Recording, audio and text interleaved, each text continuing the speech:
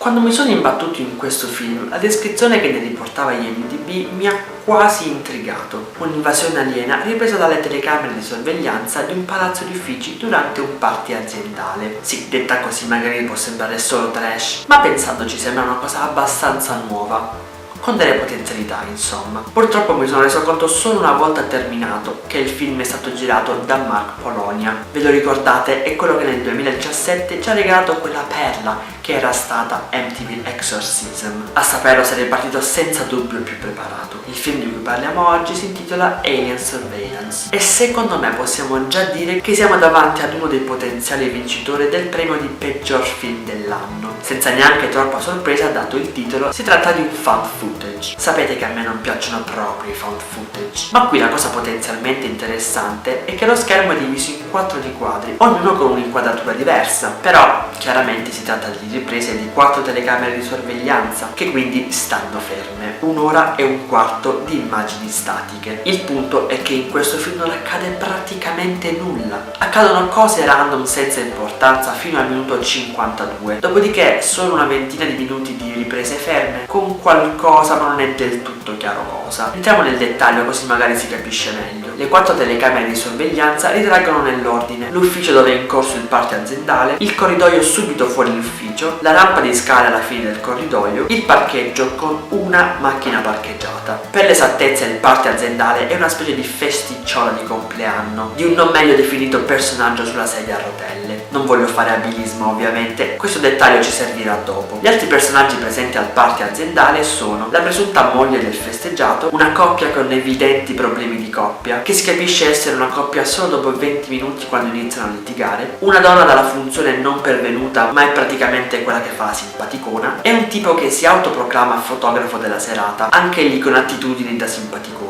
Una festicciola intima, insomma. Gli altri personaggi che appaiono sono l'uomo delle pulizie e la guardia. Ah, e gli alieni ovviamente, per l'esattezza 2, dei classici grigi con una palandrana nera che fanno cose non meglio definite. I primi minuti penso debbano servire a presentare la situazione iniziale, solo che ovviamente sono troppi. Mentre il party aziendale procede discretamente, nella telecamera che dà sul parcheggio vediamo dietro la macchina sullo sfondo un alieno che guarda a un punto non meglio definito. Sì, è un po' creepy, ma effettivamente non fa nulla, dopodiché scompare. L'uomo delle pulizie, che porta fuori la spazzatura, intravede una presenza, si avvicina, cade in trance e viene trascinato nell'ombra dagli alieni. Mi rendo conto che detta così questa scena potrebbe sembrare quasi efficace, ma considerando che con tutta la trance l'uomo scappa 2 volte, questo piano di conquista degli alieni non mi sembra che sia andato proprio per il meglio. In seguito anche la guardia verrà catturata addirittura sulla tromba delle scale. Nel frattempo la festicciola procede, la coppia scoppia, vanno in corridoio e litigano per non si sa quale motivo. Tornano nella stanza e non si parlano più, ma del resto non si erano mai parlati anche prima di litigare. Ci fanno vedere i regali che vengono dati al festeggiato, un aggeggio che produce musichette stupide e una coppola. Davvero dei regali di cuore. Dopo mezz'ora il fotografo e la simpaticona si erano messi a flirtare pesantemente. Si appartano in un altro ufficio che dà sullo stesso corridoio, in preda a dei raptus erotici. Riemergono dopo 5 minuti contati, tutti scompigliati. Dopodiché rientrano e ci rimangono altri 10 minuti.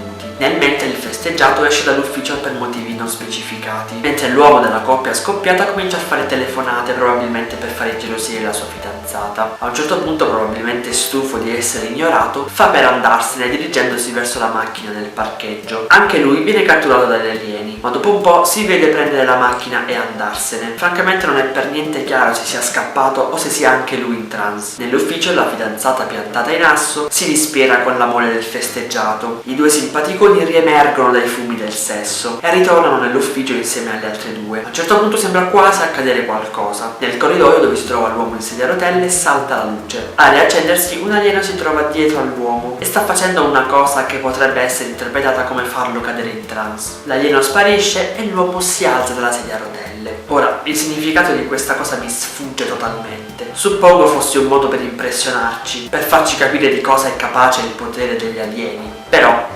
commentate voi. L'uomo, trascinandosi dietro la sedia a rotelle, percorre il corridoio e sparisce dietro un angolo, in tempo per non farsi vedere dalla simpaticona che era uscita dall'ufficio per un motivo indefinito. finito. A questo punto siamo al fatidico minuto 52. Un alieno si materializza nell'ufficio e i tre rimasti nella stanza cadono in trance. La moglie del festeggiato comincia a ciondolare in mezzo alla stanza. Gli altri due sono come addormentati. La simpaticona ritorna e si dimostra la peggiore attrice del gruppo quando cerca di dimostrarsi sconvolta per la situazione. Fa sedere la donna ciondolante su una sedia girevole e questa comincia a girare come facevo io quando avevo 6 anni e volevo attenzioni. Nel frattempo la guardia, nel pieno della trance, si ripresenta in corridoio. Non è chiaro come ci sia arrivata. Forse quella stanza da cui sembra essere uscito in realtà è un ascensore, ma non ce ne frega niente. La simpaticona va a cercare aiuto e si imbatte nella guardia che la aggredisce. Lei scappa e si precipita per le scale, ma incontra un alieno e viene rapita. Nel frattempo la guardia si porta la pistola alla bocca, esce dall'inquadratura e si spara. I due addormentati si risvegliano senza motivo e si rendono conto delle condizioni della moglie del festeggiato, che a un certo punto si alza, va alla finestra e indica un punto, senza che ci venga spiegato nulla di cosa significhi. Succede anche che improvvisamente scompare, per poi riapparire pochi minuti più tardi, ma sempre per motivi ignoti. Prima il fotografo e poi la donna escono per cercare aiuto, ma nessuno dei due tornerà più. La donna in trance esce dall'ufficio, si dirige nel parcheggio e se ne va in direzione degli alieni. Nel frattempo l'uomo in sedia a rotelle, sempre spingendo la sua sedia, torna verso l'ufficio, si posiziona al centro della stanza e si siede.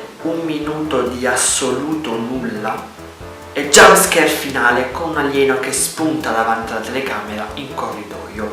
Fine.